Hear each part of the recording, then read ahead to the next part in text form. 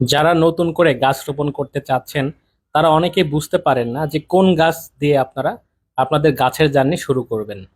বিশেষ করে যেহেতু বাংলাদেশে এখন বিদেশি আম হচ্ছে, কোন কোন বিদেশি আম আমাদের আবহাওয়াতে ভালো হবে এবং কোন কোন আম দিয়ে আপনাদের এই বাগানের জার্নিটা শুরু করা উচিত, আমাদের অনেক অনেক দর্শক বন্ধু এটা আমাদেরকে জিজ্ঞেস করেছেন। যেহেতু আমরা আম নিয়ে বিগত 5 বছর যাবৎ কাজ করি, আমাদের এখানে 42 প্রজাতির বিদেশি আম আছে।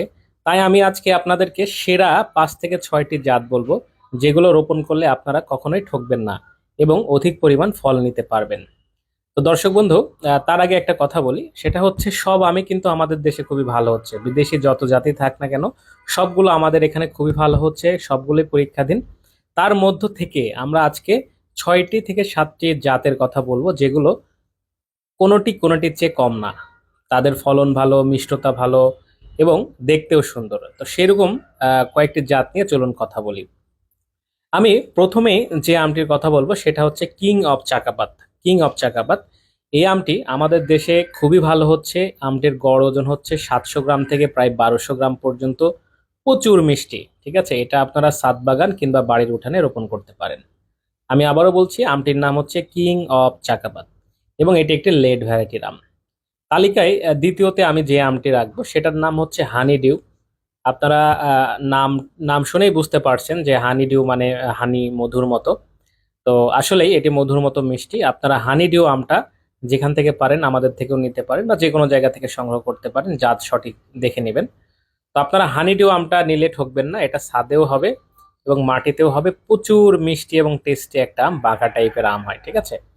তো 3 নম্বরে আমি যাকে রাখবো সেটা হচ্ছে জাপানি মিয়াজাকি, কারণ এটার যে কালার হয়, এত সুন্দর কালার হয়।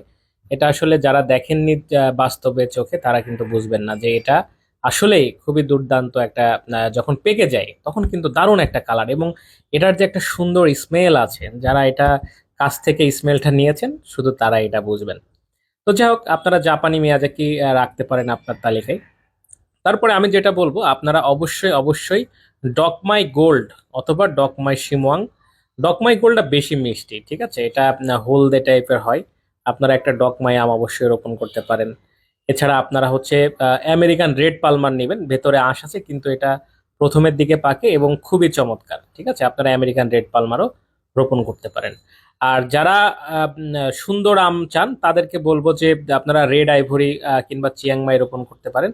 এই আমটাও অনেক অনেক বেশি দেখতে সুন্দর এবং প্রচুর পরিমাণে ফল ধরে। বিশেষ করে যারা ছাদ বাগানি রয়েছে তাদেরকে বলবো অবশ্যই আপনারা একটা রেড আইভরি আম রোপণ করবেন, ঠিক আছে। আর যারা অনেক বড় আম চাচ্ছেন, যে অনেক বড় আম, সেই ক্ষেত্রে আমি বলবো ব্রুনাই কিং নিতে পারেন। ব্রুনাই কিং এর টেস্টটা অতটা আমার কাছে ভালো লাগেনি, তবে আপনারা অবশ্যই ব্রুনাই কিং একটা রোপণ করতে পারেন। আর আরেকটি আম সুন্দর যারা পছন্দ করেন, আপনারা কিন্তু R2E2 যে আমটা, এই R2E2 আমটাও রোপণ করতে পারেন। তো দর্শক বন্ধু, আজকে আশা করব যে আমি যে জাতগুলো বললাম সেই জাতগুলো যদি আপনারা ভালো কোনো নার্সারি থেকে কিংবা আমাদের থেকে কালেক্ট করেন, তাহলে আপনারা ঠকবেন না। একেবারে পরীক্ষিত, একেবারে পরীক্ষিত এবং প্রচুর পরিমাণে ফল হয় এবং আহ, এবং বেশি একটা পরিচর্যা কিন্তু প্রয়োজন হয় না, ঠিক আছে। তো আপনারা ছাদে কিংবা মাটিতে যেখানে রোপণ করেন, এই জাতগুলো আপনারা সিলেক্ট করতে পারেন একদম নিশ্চিন্তে, একবারে কোনো রকম দ্বিধাদ্বন্দ্ব ছাড়াই আপনারা এই গাছগুলো কিন্তু রোপণ করতে পারেন। আর এগুলো যত্ন খুব একটা বেশি প্রয়োজন নেই, আমাদের দেশি আমের মতোই।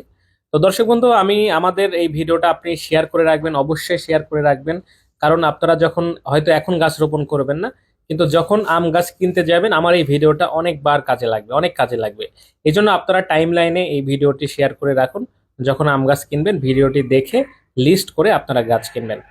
আর আপনারা পরবর্তী ভিডিও কি নিয়ে চান, পরিচর্যা বা কোন গাছ সম্পর্কে জানতে চান, আপনারা অবশ্যই কমেন্ট করে জানাবেন, সেই বিষয়ে আমি ভিডিও বানানোর চেষ্টা করব।